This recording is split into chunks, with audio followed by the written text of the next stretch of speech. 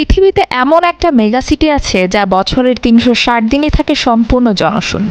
সেখানে শুধুই সারি সারি তাঁবু আর মরুভূমির ধুধু বালি। কিন্তু বাকি ৫ দিনে পুরো চিত্রটা বদলে যায়। এই ৫ দিনে শহরটি পরিণত হয় পৃথিবীর সবচেয়ে ঘনবসতিপূর্ণ স্থানে। সেখানে একসঙ্গে প্রায় ২৫ থেকে ৩০ লাখ মানুষ অবস্থান করেন। মরুভূমির এই শহরের নাম মিনা। এর আয়তন প্রায় ২০ বর্গ কিলোমিটার। উপত্যকার দুই পাশে খাড়া পাহাড় থাকায় এখানে সমতল ভূমির পরিমাণ খুবই কম। নগর পরিকল্পনার সাধারণ নিয়ম অনুযায়ী যে কোনো অস্থায়ী আবাসনে জনপ্রতি অন্তত ৪ বর্গমিটার জায়গা থাকা দরকার।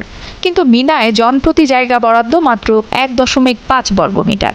এমন পরিস্থিতিতে যে কোনো শহরের ম্যানেজমেন্ট সিস্টেম ভেঙে পড়ার কথা। কিন্তু মিনা কাজ করে একটি নিখুঁত যন্ত্রের মতো। আর এর আসল রহস্য লুকিয়ে আছে মাটির নিচের এক অদৃশ্য পরিকাঠামোয়।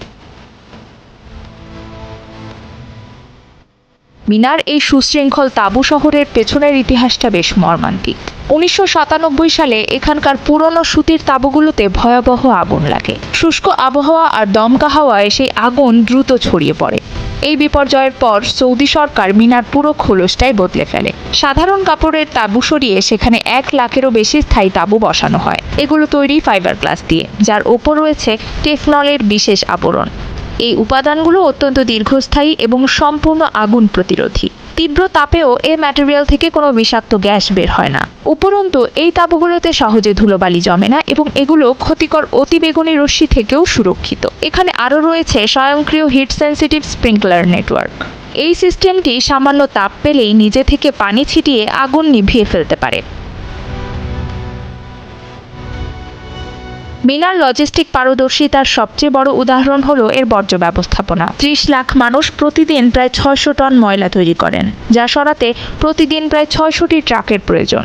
এই বিপুল পরিমাণ বর্জ্য মিনার গলিতে জমলে মহামারী ছড়াতে সময় লাগতো না। আবার ভিড়ের মধ্যে ট্রাক নামালে তৈরি হতো তীব্র যানজট, আটকে যেত লাখো মানুষের চলাচল, আর ডিজেলের ধোঁয়ায় বাতাস বিষাক্ত হয়ে উঠত।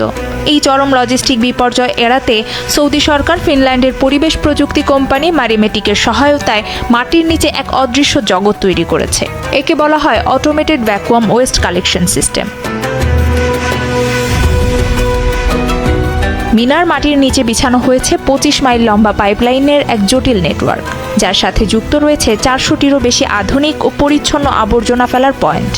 সেন্সর যখনই বুঝতে পারে কোনো পয়েন্ট ৭০% ভরে গেছে, অমনি ফাইবার অপটিক কেবলের মাধ্যমে সেন্ট্রাল কন্ট্রোল রুমে সিগন্যাল চলে যায়। কন্ট্রোল রুম থেকে ইন্ডাস্ট্রিয়াল ফ্যান আর ভ্যাকুয়াম পাম্প চালু করে পাইপের ভেতরে শক্তিশালী নেগেটিভ প্রেসার তৈরি করা হয়। ভালভ খুলে যাওয়া মাত্রই বাতাসের প্রচণ্ড টানে ময়লার ব্যাগগুলো পাইপের ভেতর দিয়ে ঘন্টায় প্রায় ৬০ থেকে ৯৬ কিলোমিটার বেগে ছুটে চলে সেন্ট্রাল প্রসেসিং স্টেশনের দিকে। পাইপগুলোতে যেন জ্যাম না লাগে সেজন্য এগুলোকে সর্বোচ্চ ২০ ডিগ্রি কোণের মধ্যে রাখা হয়েছে। টার্মিনালে পৌঁছানোর পর সাইক্লোন সেপারেটর যন্ত্রটি ঘূর্ণনের মাধ্যমে ভারী ময়লাগুলোকে বাতাস থেকে আলাদা করে নিচে ফেলে দেয়, আর বাকি বাতাসকে ডাস্ট সেপারেটর এবং কার্বন ফিল্টারের মাধ্যমে পুরোপুরি পরিষ্কার করে বাইরে ছাড়া হয়, যার ফলে এলাকায় কোনো দুর্গন্ধ ছড়ায় না। এরপর আলাদা করা ময়লাগুলোকে হাইড্রোলিক মেশিনের সাহায্যে চাপ দিয়ে আয়তন প্রায় ১০% নামিয়ে আনা হয়। এই পুরো প্রক্রিয়ায় রাস্তায় কোনো মানুষ বা ট্রাকের প্রয়োজনই পড়ে না। এই সিস্টেমের কারণে মিনায় ট্রাক চলাচল এবং কার্বন নিঃসরণ দুই প্রায় ৯০% কমে গেছে। এই বিশাল যজ্ঞ চালাতে প্রয়োজন বিপুল বিদ্যুৎ। শুধু মিনার এই ৫ দিনেই প্রায় ৫৫৬ মেগাওয়াট বিদ্যুৎ লাগে। এছাড়া আরাফাতে আরও ৭৫ এবং মুজদালিফায় ৪০ মেগাওয়াট বিদ্যুতের প্রয়োজন হয়। এই বিশাল লোড সামলাতে মিনার বিভিন্ন জোনে ৫৭টি সাবসেন্টার বসানো হয়েছে, আর পুরো নেটওয়ার্কের ওপর সার্বক্ষণিক নজর রাখেন ২২০০ জনেরও বেশি প্রকৌশলী ও টেকনিশিয়ান। পুরো হজের মৌসুমে পানির চাহিদাও আকাশচুম্বী, প্রায় ৪,১০,০০,০০০ ঘনমিটার। এই পানির একটি বড় অংশ আসে শুয়াইবা ডিসালিনেশন প্ল্যান্ট থেকে, যেখানে সমুদ্রের নোনা পানি পরিশোধন করে পাইপলাইনের মাধ্যমে মিনা পর্যন্ত পৌঁছে দেওয়া হয়।